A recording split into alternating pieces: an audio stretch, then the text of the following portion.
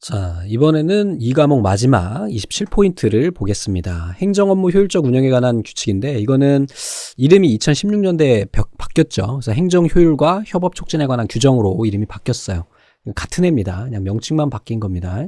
사무관리 규정과 용어예요. 사무관리 규정은 행정기관의 사무관리에 관한 사항을 규정함으로써 사무의 간소화, 표준화, 과학화 및 정보화를 기해서 행정의 능률을 높이기 위해서 제정됐대요. 행정기관의 사무는 용이성, 정화성, 신속성 및 경제성이 확보될 수 있도록 관리해야 되고, 각 처리과의 장은 사무의 능률적 처리와 책임 소재의 명확을 기하기 위해서 소관 사무를 단일 업무별로 분장하되 소속 공무원 간의 업무량이 균형되게 해야 된대요. 사무관리 규정 용어들이 쭉 나옵니다. 그래서 공문서, 문서과, 처리과, 서명, 전자문서, 전자이미지 서명, 행정전자서명, 전자이미지 관인, 전자문서 시스템, 업무관리 시스템 이런데요. 한번 쭉 읽어보시면 될 것 같아요. 그래서 공문서 같은 경우에는 행정기관의 내부 또는 상호간에 대외적으로 공무상 작성되는 문서들을 이야기합니다. 그래서 도면, 사진, 디스크, 테이프, 필름, 그다음에 슬라이드, 전자문서 등의 특수 매체 기록을 포함한 전체 문서를 다 공문서라고 이야기하고, 행정기관이 접수한 모든 문서도 다 공문서에 포함이 됩니다. 공문서는 법규문서, 지시문서, 공고문서, 비치문서, 민원문서 및 일반 문서로 구분이 된답니다. 그래서 앞에서 한번 봤던 것 같은데요. 자, 문서과는 행정기관 내에 공문서의 분류, 배부, 수발 업무 지원 및 보존 등의 업무에 관한 사무를 주관하는 과래요. 담당관 또는 계를 말한대요. 그래서 문서계, 문서과, 각 시마다 약간 명칭이 다르죠. 처리과는 문서의 수발 및 사무 처리를 주관하는 과 담당 또는 계를 말하고, 서명은 기한자, 검토자, 협조자, 결재권자 또는 80명의 공문서 상에 자필로 자기 서명이 다른 사람이 알아볼 수 있도록 한글로 표시하는 것을 서명이라고 한대요. 전자 문자 서명은 기한자 똑같은데 전자적으로 표시를 하는 거죠. 전자 이미지 서명은 다 똑같은데 이거는 뭐예요? 전자적 이미지 형태로. 그지? 얘는 문자고 얘는 이미지 형태로 하는 겁니다. 행정전자 서명은 기한자, 검토자, 협조자, 결재권자 또는 80명의 신원과 전자문서의 변경 여부를 확인할 수 있도록 당해 전자문서에 첨부되거나 논리적으로 결합된 전자적 형보 형태로 인증을 하는 것을 말한대요. 행정전자 서명. 전자 이미지 관인, 이거는 전자적인 이미지 형태로 우리가 관인을 사용하는 거고, 전자문서 시스템은 문서의 기한, 검토, 협조, 결재, 등록, 시행, 분류, 편철, 보관, 보존, 이관, 접수, 배부, 공람, 검색, 활용 등의 문서의 모든 처리 절차가 전자적으로 처리되는 것을 전자문서 시스템이라고 한대요. 업무관리 시스템은 행정기관이 업무 처리의 전 과정을 과제 관리 카드 및 문서 관리 카드 등을 이용을 해서 전자적으로 관리하는 것을 업무관리 시스템이라고 한다. 자, 그러면은 우리가 이제 법규에 나오는 행정효율과 협업 촉진에 관한 규칙에 따라서 문서 작성 원칙이 있는데요.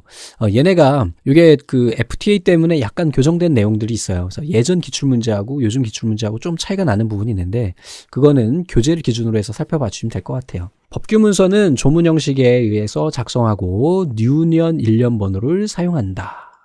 이거 기억하세요. 지시 문서는 다음 구분에 의해서 작성한다. 자, 훈령이라고 하는 거는 3급 기관이 하급 기관에 대해서 장기간에 걸쳐서 기간이 기억하세요. 그 권한을 행사를 일반적으로 지시하기 위해서 발행하는 명령이다. 조문 형식 등에 의해서 작성하고 누년의 1년 번호를 사용한다. 누년. 2016년 1번, 2번, 3번, 4번, 5번, 6번. 2018년 1번, 2번, 3번, 4번으로 이렇게 가는 거죠. 자, 지시는 상급기관이 직권 또는 하급기관의 문의에 의해서 하급기관에 개별적으로 구체적으로 발하는 명령이래요. 그래서 훈령과 지시 구분을 좀 해주세요. 얘는 장기간에 걸쳐서 그 권한 행사를 하기 위한 것이고 얘는요, 개별적으로 구체적으로 명하는 것을 말한다. 자, 예규라고 하는 거는 행정사무의 통일을 기하기 위해서 반복적 행정사무의 처리 기준을 제시하는 법규 문서 외의 문서고, 조문 형식 또는 시행문서 형식에 의하여 작성하고 누년 1년 번호를 사용한다. 일일 명령은 당직, 출장, 시간 외 근무, 휴가 등 일일 업무에 관한 명령이고, 시행문 형식 등에 의해서 작성하고 연도별로 1년 번호를 사용을 한대요. 공고문은 다음에 의해서 작성한대. 고시, 공고. 이 두 가지 구분하세요. 고시는 법령이 정하는 바에 따라 일정한 사항을 일반인에게 알리기 위한 것으로서 연도 표시 1년 번호를 사용하고요. 공고는 일반 사항을 일반인에게 알리는 문서예요. 얘는 법령이, 그러니까 이번에 야, 우리 행정효율과 협업 촉진에 관한 규정이 명칭이 바뀌었어 라고 하는 게 이제 고시가 되는 거고요. 공고는 야, 이번에 우리 그 앞에 도로 공사 좀 하는데 누가 거식할래? 이런 거죠. 그래서 일반인에게 알리는 거. 혹은 야 이번에 그 우리 동네 이름이 좀 바뀌었어. 에? 그래서 이렇게 하는 거야. 그래서 공고. 또는 또 공고 이런 거 있죠. 성범죄자 공개하는 거. 예전에 제가 살던 집이 시청 바로 위쪽에 있었어요. 그러다 보니까 가끔 아이들하고 산보하다 보면 시청 앞을 지나가게 되는데 시청 앞에 보면 이렇게 고시 공고가 따로 있어요. 고시란 공고란. 그래서 이렇게 볼 수가 있다라는 거. 자, 비치 문서는 비치하여 사용하는 대장류 및 카드류의 문서로 적합한 형태의 서식으로 정하여 작성한다. 민원 문서 및 일반 문서는 시행문 형식으로 위해서 작성한다. 자, 일반 사항들이 나옵니다. 숫자는 특별한 사유가 없는 경우를 제외하고는 아라비아 숫자예요. 1, 2, 3, 4. 낮자의 숫자 표기는 숫자로 하되 연, 월, 일 글자는 생략하고 그 자리에 온점을 찍는데요. 10분 표기는 24시간제를 따라서 작성하고 10분 글자는 생략하고 그 사이에 쌍점을 이용을 한대요. 그러니까 예를 들면 이런 거죠. 뭐 2020년 3월 5일 뭐 이렇게 되는 거죠. 뭐 시간 같은 경우에는 뭐 17시 30분 50초 뭐 이렇게 20초 이렇게 하자. 이런 식으로 하는 거다. 자, 용지 규격에서 용지 규격은 이제 A4 용지예요. 그래서 210에 297일 이렇게 되는 거고 여백이 좀 바뀌었어요. 그래서 예전에는 30cm였는데 위쪽 좌우 다 20cm, 아래쪽은 10mm죠. 미리. 1cm로 바뀌었습니다. 머릿말, 꼬릿말도 0으로 하고 필요한 경우 프린터로 출력 가능한 범위에서 확대 축소한다. 그래서 얘가 좀 바뀌었습니다. 사무관리 규정에 의해서 서식 용지의 지질 및 단위당 중량을 결정할 때 참작할 사항은 사용 목적, 보존 기간 및 보존 방법, 기재 방법, 복사 방법, 복사 매수, 사용 빈도에 따라서 서식 용지의 지질, 우리가 이제 가끔 문서 같은 경우 보면 동사무소 같은 데서 뭐 작성하다 보면 맨 오른쪽 하단에 용지 사이즈하고 무게, 중량, 표준 언제 됐는지가 적혀 있죠? 그걸 얘기하는 겁니다. 자, 글자 색깔은 문서에 쓰이는 글자 색깔은 검은색 또는 푸른색으로 한다. 단 도표의 작성이나 수정 또는 주의 환기에 특별한 표시가 필요할 때는 다른 색깔로 할 수 있다. 기한문의 해당 직위 또는 직급 앞에 위에 발의자는 별표하고, 이거 시험 문제 출제된 적이 있습니다. 요거 발의자는 별표를 하고 보고자는 이거 관역 표시라고 해야 되나요?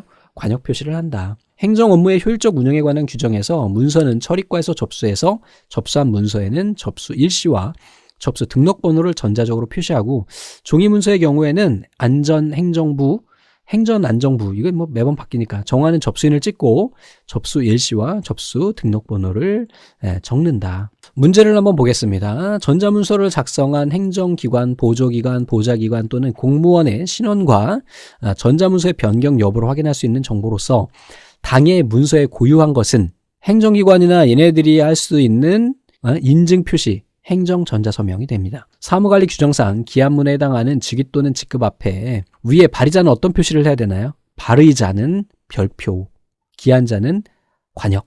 사무관리 규정상 문서의 여백 기준은 용지의 위부터 20mm가 맞죠. 그리고 아래는 10mm가 돼 있죠. 이거 바뀐 거니까 문제가 여러분 검색하시다 보면 예전에는 이게 30mm로 돼 있을 거예요.